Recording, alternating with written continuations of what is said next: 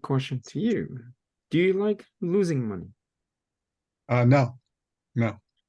Then if you don't like losing money, then why don't you want to do the work to create the plan in order for you not to lose money?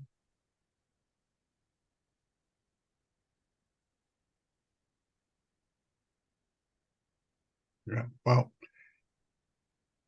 um, yeah. Well, I'm like so I'm going, Something yeah, to think about, Jeff, yeah. because you said it's being impulsive, right? The fear of missing out. Hmm. Is that going to battle? Um, so for example, if we go to World War III right now and we're going to go against, say, the Germans, Hmm. and you don't have any form of military training. How do you think you're going to feel by you just going into battle without having any military training? And you know that your life is on the line. Mm. Do you be afraid or you got to be confident that you can at least defend yourself or you'd be able to annihilate your opponent? No, no. I mean, definitely not. I mean, so so going on forward, I gotta plan my trade and do the analysis first. Exactly. Because if you look at your past, if you look at every winners that everybody makes from trading, I can almost guarantee you that there was some form of a plan, a strategy, a strategic aspect on why you made that money. It doesn't matter whether if you're trading 1 minute time frames all the way to a monthly time frame, but there's always going to be a plan. Plan A, plan B, plan C, or and the thing is that to be adaptable to the marketplace. And I totally agree with both of you that sometimes the plan doesn't go the way how it should be because of the uncertainty of events. And not unless that you have an offense. However, the defense is way stronger than your offense. Then what will be your defensive strategy? If you're going on defense and the defense is weak, then what can you do in order for you to create an offensive strategy? So by having multiple strategies, not just being fixated by one strategy, but you have multiple strategies. It's like boxing, right? You have a jab. Jab is just for testing. And then they move towards you, boom, then you do a cross, then you can knock him out. But what if they duck the cross? Then they counter. If they counter, then you block, and then you can do another counter. So same thing in trading is basically you're countering after countering after countering. So by being in that state, but to be in that state, there's a lot of focusedness and awareness to be in that state. That is connected to not taking profits as well. And the reason why we are not into that state of not taking profits is basically mainly the greed aspect, thinking that there's going to be more.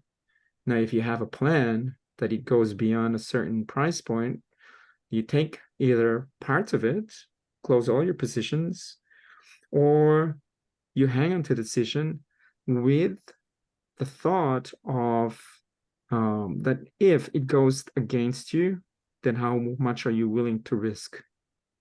Will you trail your stop to break even or above breaking even, that just in case that it goes and it drops, that you're not losing the rest of whatever the effort that you basically made?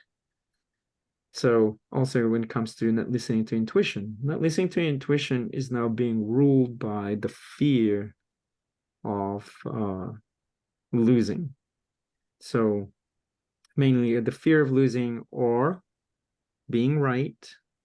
You don't want to lose, and hence by now you just waiting and hoping that it will come back up again.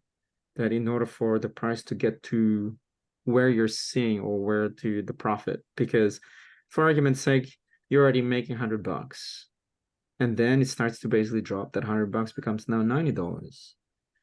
And you're like, oh yeah, everything will be fine, everything will be fine. But deep down inside, it is now keep dropping and your profit is now depleting.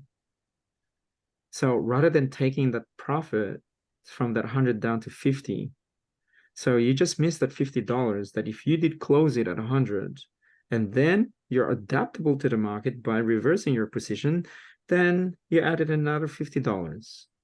Don't worry, it happens to everybody, including myself, and it happened actually to me this week.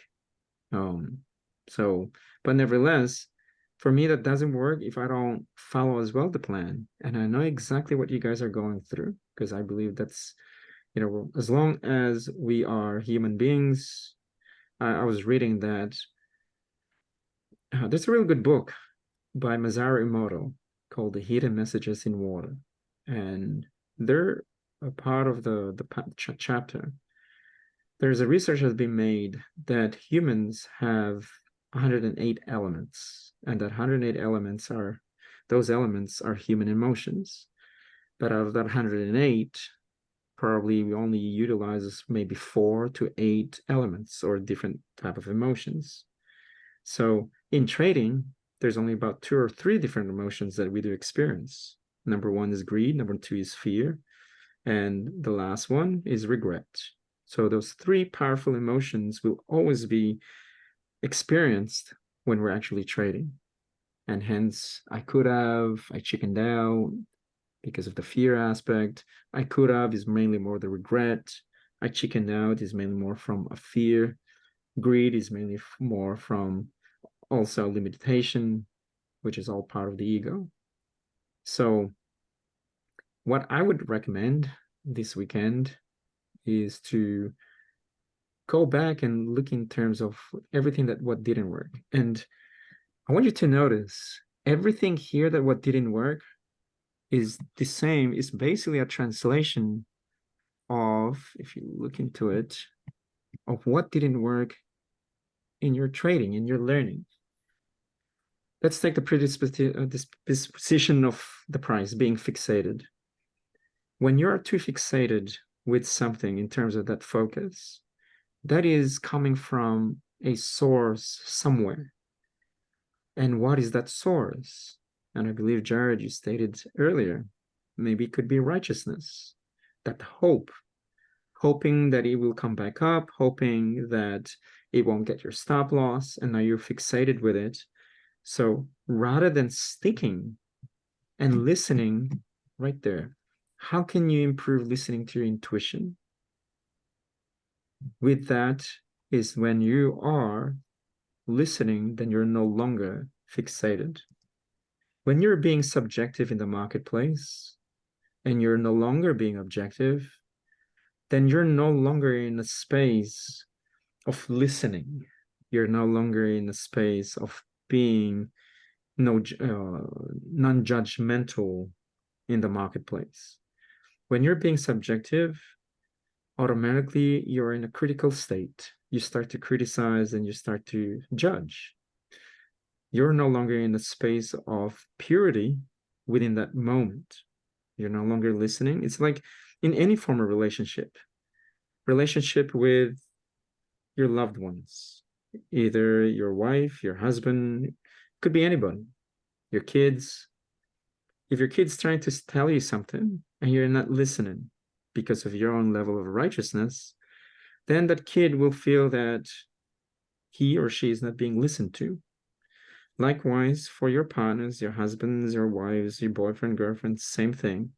If they're trying to say something, but you're too fixated because of your own righteousness and you're not willing to listen, then at one point in time, the relationship will start to fall apart because the values where the other person is needing of something is no longer within the same value of you.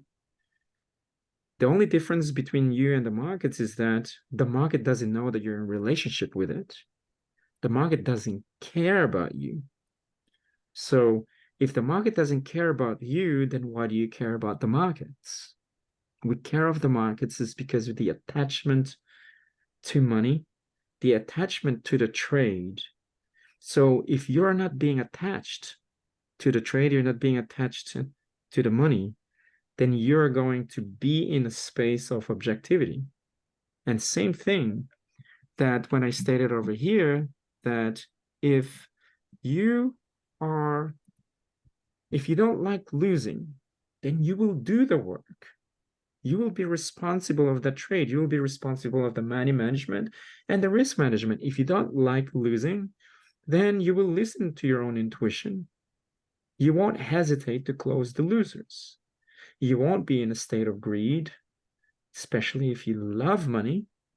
Because if you do love money and money loves you, then you will be in a state of gratefulness and gratitude by saying, hey, thank you so much for giving me that opportunity to make money.